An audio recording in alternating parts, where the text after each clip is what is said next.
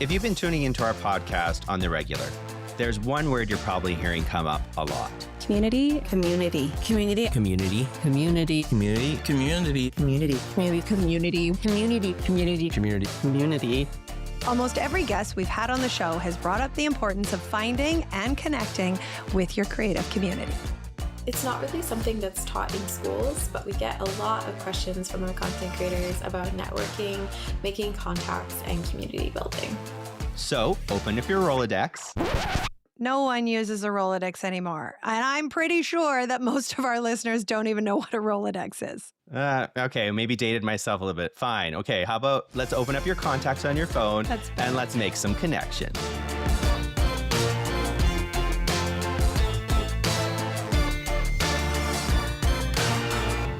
Welcome to First Frame, brought to you by TELUS STORYHIVE. I'm Jennifer Park.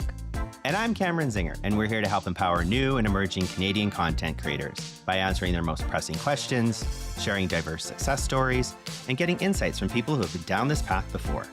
On every episode, we unpack the journey of a leading Canadian creator, or creators, all the way from inception to completion. We'll hear about their wins and their challenges, and ultimately provide the creative community with mentorship and a sense of belonging.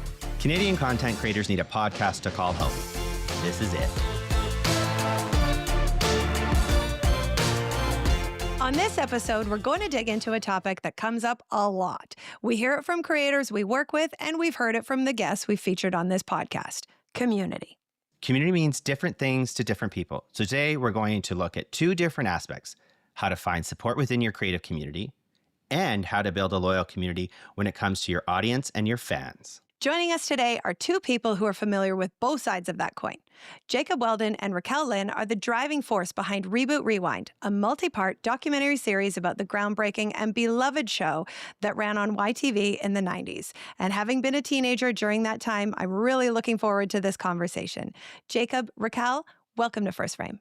Woohoo, thank you so much. Glad to be here. Thanks for having us. Before we get into the community conversations, though, we'd love to hear your creative origin stories, how you discovered your shared love of Reboot specifically. Sure. So when I was, let's say, 8 years old, so like the perfect age of anyone getting into this show, and pretty much what the demographic was made for, I think. It was huge in Canada, huge in Vancouver. I fell in love with it. My mom was like really big on getting me all the toys and everything for it. And it was just something I just couldn't let go. And so I found myself online as a teenager, the age of the internet, of course. And I found myself in a little place called the Java Hut. And the Java Hut was a online forum for all Reboot fans around the world. And that's where I met Jacob. I met Jacob online, and we were friends for quite some time before we actually met in person at a convention in Vancouver. Helped that he was local. I was cosplaying Dot Matrix. There was a bunch of the creators there, the animators, voice actors. And so I was just like, I'm going to do this thing. Had no idea what I was getting myself into. But it changed my life, and that's how I met Jacob in person. Like, I was painted green, and the rest is history. I'm a huge fan of the show as well. Like, I can remember watching it too, and I remember it being part of my first introductions, I think, to like some of the even terminology in the computer world, like the mainframe and things like that. So it's definitely a show that has a special place in my heart too, from growing up and YTV and stuff like that. So, but Jacob, how about you? Can you tell us a little bit about your profession and your background?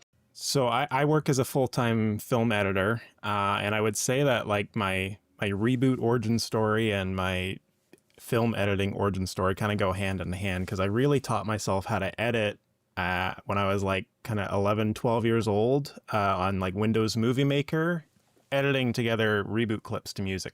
Fun. This would have been right around the time that like YouTube was probably like in its first year. It was like brand new. So I was like posting things online and wanting to share those with people. And that's how I came across the Java Hut, as I was looking for places to share my video editing. And then, yeah, fast forward a couple years after that, when we met at that convention, that's where we met Gavin Blair as well, who is one of sort of the key well, he was one of the creators of Reboot, but he was sort of one of the key people that we interviewed for this project, and he was like the backbone for this whole story. And a lifelong friendship ensues. Yeah, exactly. Amazing. Well, before we get too far into the conversation, I'm wondering if one of you wants to first share with audience that maybe haven't heard of Reboot Rewind or whatnot, and tell us essentially what the docuseries that you've created is all about. Reboot was a really like key, like core memory, I think, for like a lot of like Canadian millennial children, because it was on YTV all the time. That show was like YTV's baby. They seriously played it like 5 days a week, like some days like 3 times a day kind of thing. So that show, whether you liked it or not, is kind of like ingrained into people's brains.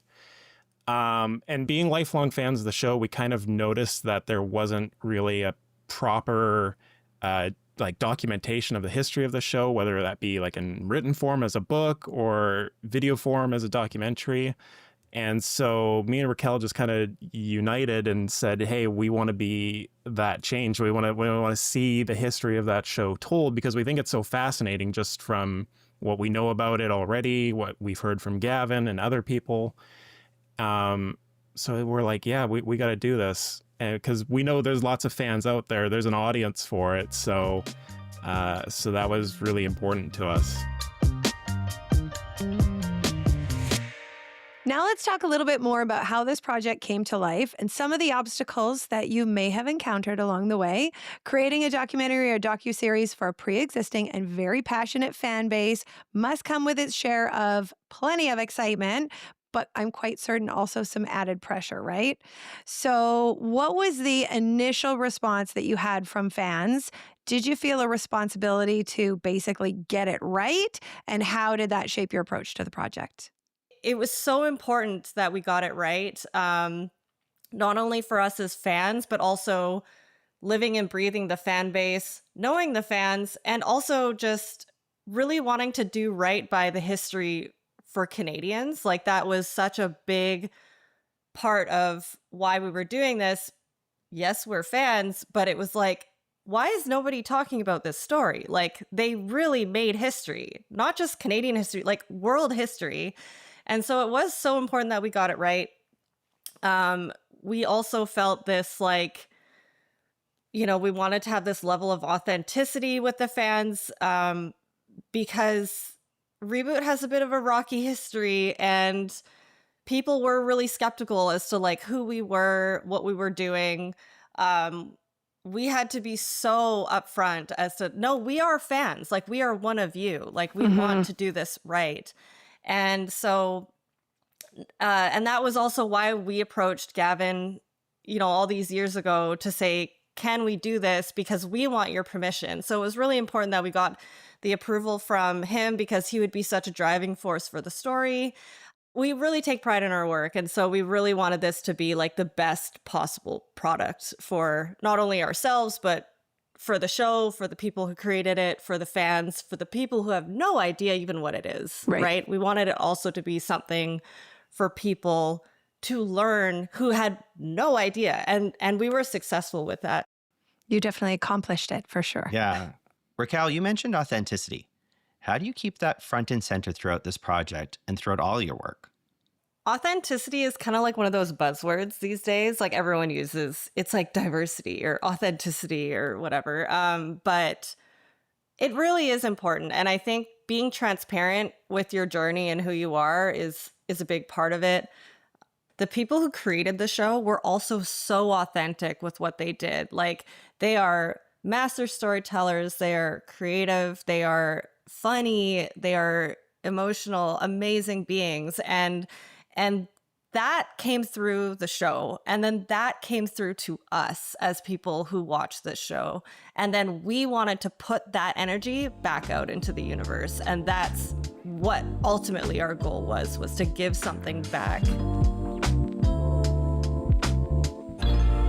We still need to really dig into community building. But first, warning, incoming game. It's time to play a little fun segment we like to call Pitch or Ditched. So, for this segment, we want to try something a little bit different. Reboot Rewind was a huge success, but if there were another show that you could turn into a documentary or series, what would it be? I don't know if there's another show like Reboot that I could like pour my heart and soul into to create a documentary, but if I could kind of snap my fingers and will a documentary into existence about a beloved Canadian TV show, I would pick Uh-Oh. The game show with the kids getting slime dumped on their heads and stuff. I remember that Oh, yeah, show. right, I didn't right, remember yes. the name, and as soon as you said slime, I'm like, yep. Yeah. I think it would be funny to like catch up with people like kids who were contestants on that show, because now they'd be grown up and just like hear what the experience was like. I think it'd be cool to catch up with the people who were the hosts and the characters on the show, because they were like incredibly wild, wacky personalities. Perfect. Raquel, what about yourself? Like Jacob said, I don't think I could ever do another doc. Like, it was so much work. But if I did, it would be on the X-Files. Ooh, Oh, yes. that's a good So, show. Yeah. Here is my pitch. So, it's 1993. You've got a couple of FBI agents exploring the paranormal. And it wasn't supposed to be a hit, but it became this like worldwide phenomenon, right? And is it still popular? You bet it is. Especially stuff from the 90s. You know, like the Monster of the Week formula. Hell yeah. Like, people are definitely into that. Aliens, hotter than ever. Like, I won't get into that, but people are so all over aliens these days. The Scully effect. If you don't know what that is, you better Google it, because it's what basically made, you know, a ton of women and little girls become scientists all around the world. I would love to talk about it just because of what it did for the Canadian film industry, what it did for the echoes around the world. And also, I know David Duchovny, so it would be a real easy sit down with him. So that's my are we going to pitch. see that pitch come across our desk at some point? Because that would be amazingly nostalgic. There's still reruns that come out Yeah. with the X-Files, so I love that. Okay, let's get to the heart of the conversation now. Community. As you said, this is something that comes up consistently with our guests on the show. So let's take a closer look at what it means to build a support system, both behind the scenes and out in the world. So community is what originally brought the two of you together, I can tell. In your words, though, what does community mean to you? The biggest sort of community moment we had with the project was when we decided we wanted to do in-person theatrical screenings of the first two episodes of the doc. We had so many people that we interviewed showed up from it. People came from Kelowna and like all over the place to come to this screening, which in turn ended up being like a reunion for a lot of the people that worked on the show. There was people kind of seeing each other for the first time in 25 plus years or whatever. So that was really amazing to bring those people together. And we had an after party where people came up to us just like almost kind of like choking up just about how much they enjoyed the project. And like there were so many things that they learned even though that they were there. And so that was really, really cool. And like I'll never forget that. It was like one of the coolest things ever.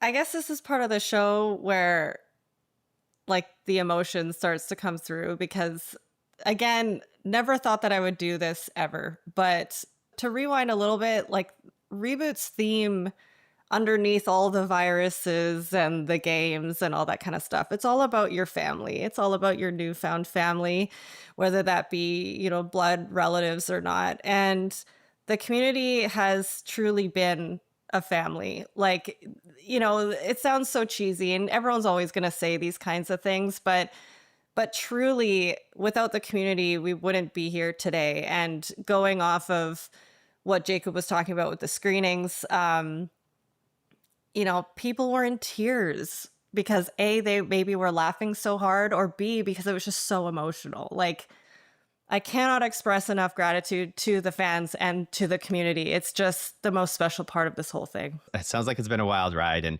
I love the fact that, you know, you've had that support around you, like from the community and the fans and all the rest. So it's a really cool example of how you can build that community around you as you're building out your project. It must have felt very surreal. And obviously, you both, this is the first time you've worked on a docuseries or documentary. And you obviously worked on a project that had a very established fan base already. So I'm going to throw a question to you, thinking of, creators that are in our programs or creators who are out in the world that maybe are working on a project that doesn't have an established fan base yet. What do you think is at the core of getting people to sort of rally behind your vision? What makes people feel connected to your project? There's a certain transparency that we all need to have as human beings. Like we all need to have a certain level of emotional intelligence and awareness to really pitch a project. And you're trying to make sure that someone is going to care about the thing that you're putting forth. So I really challenge people to not only like have the heart, have the passion, don't give up on your goals and your dreams, but also, why do they care?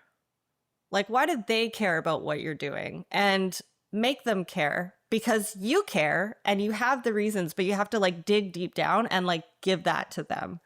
Right. And I think that as soon as that shines through, then people will start following you and what you're doing. I love that. I have another question for the two of you. So when it comes to building a creative or fan community, what do you think some of the biggest do's and don'ts are? So social media was a big part of the project in terms of finding our audience. Because like I said, there's lots of Reboot fans out there, but it's kind of like a back of the brain thing for a lot of people. So you kind of got to like reawaken that for people. Be like, oh yeah, Reboot. Yeah. There is a small dedicated core group of people that are like really gung-ho about Reboot like we are. But the thing about the Reboot community is it's very they've needed a win for a while. Like there was a remake of Reboot that didn't really go over well with fans. And that a few years ago caused a lot of negativity. And we wanted to make sure we weren't tapping into that side of things. And that's why we made a point of not talking about that chapter of Reboot in the documentary. Just because it causes just this dark swirl of fan anger. But to engage people like right off the bat, like we created social media accounts for Reboot Rewind, like outside of our own personal accounts. On TikTok, I was posting clips of Reboot just to see what would stick, get people to engage with it, get people, oh yeah, Reboot. And then after we had filmed our first 5 or 6 interviews out of what ended up being 50, Wow. I put together our first trailer and put that out on our social media. And I think, not to toot my own horn, but I think I did too good of a job with it, making it feel official, because right away there was a lot of questions of like, is this new Reboot? Is this coming from Mainframe? What is this? And Like, is so this Netflix? Like, what is this? Where can I watch it's this? like- Good thing. Yeah. Where do I tune in? So a lot of our like early engagement with people was just like telling people what the project was. Be like, no, this is a documentary. It's created by fans. It's not an official work, but it's about as close to being official without actually being official as you can get. And so, yeah, so as time went on, we had a whole schedule created actually just of like when we would post video clips, when we would post pictures, like behind the scenes pictures of us doing the interviews. Like there was a whole Google calendar for that. I forgot about that, but we were doing that for a year. We took selfies with all of our subjects. Like if we didn't take Yes. selfies with them, like we were so upset because, we just would forget occasionally. But yeah, I think that like the social media aspect was huge, but also that engagement, again, the buzzword of like making sure, like, what do people want to see? Like, what are they going to share? What are they going to find funny, interesting? What are they going to comment on? That sort of reality of it as well. That's awesome. It sounds like you had a really sort of fulsome plan of what you wanted to do. Because I know we have seen creators that, just sort of fly by the seat of their pants. Maybe they'll post here, maybe they'll post here, maybe they don't post at all. I would also want to say too, just to add off of the, the do's and don'ts, So my favorite character is Dot Matrix. I've grown up to be a business person through and through. And, even if you're looking into like marketing 101, like again, even just to pitch it to TELUS, it's like, what does an elevator pitch look like? What does that mean? What do people on social media want to see? How big are attention spans these days? Like all those little like technical things of, Jacob and I would talk about this, especially with TikTok. It's like, if you're not catching people's attention in however many seconds, like they're moving on. Yeah. And it sounds like with your calendar that you were being consistent at keeping this sort of top of mind for people who were following along so that it didn't sort of fall by the wayside. Yeah, because like I said, Reboot is such a back of the brain memory for a lot of people. So we're doing as much as we can to push that to the front of people's brains for like a whole year while we were filming. Yeah.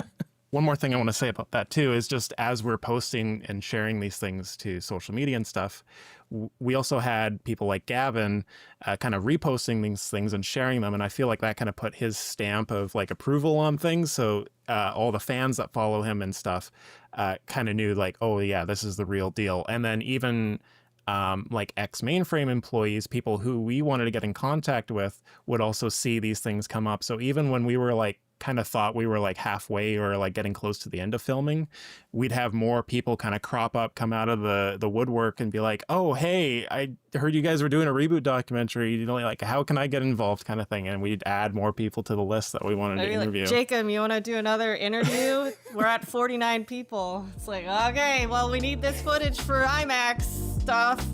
Here we go.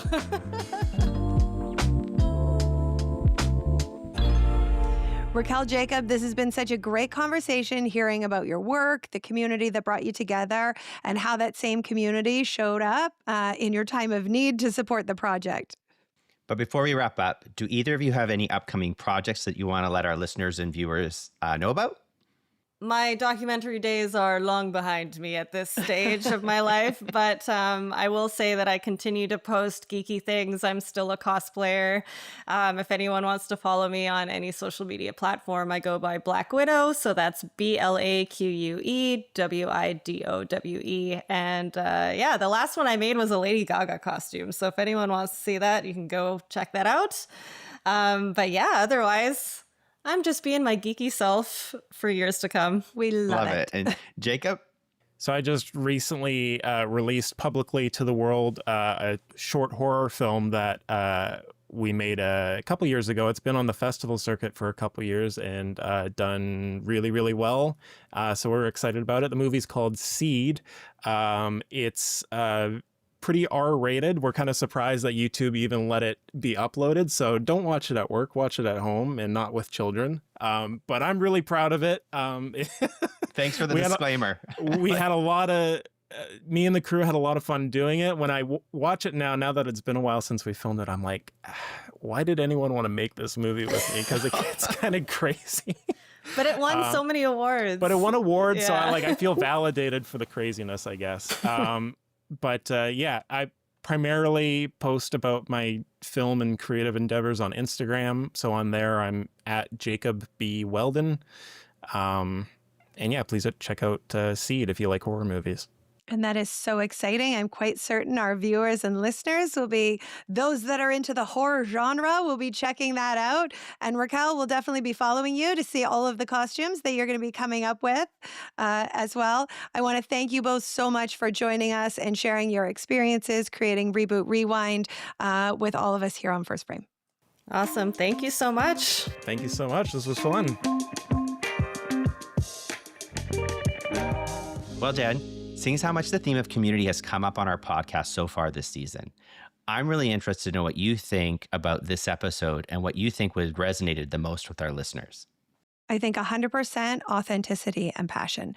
As Raquel was talking about, making sure you're authentic, you're sticking with the reason why you want to bring this story to life, really showcasing the passion that they had for the show, helped to really drive community support behind the project. Being authentic, talking about the challenges, talking about why you want to create this project, and really staying true to your why. Oh, 100%. And I really pulled away from this episode is the fact that you should be engaging your community as early on as possible. So don't wait until the production's done and you're ready to start screening it or shopping it around to film festivals. Get them engaged. Give them that that sneak peek. Give them the look behind the curtain before the production's done. It really will help start to build that community even before you have your final product. Absolutely. That's it for this episode of First Frame, brought to you by TELUS STORYHIVE. Thanks so much to you, our viewers and listeners, for joining us. Please hit follow so you don't miss a single episode. And be sure to tune in next time when we're going to tackle one of the most important topics of the season, helping creators manage their mental health. If you'd like to learn more about how TELUS STORYHIVE can help you along your content creation journey, you can check out storyhive.com. Until next time, I'm Jennifer Park. And I'm Cameron Zinger, and that's a wrap.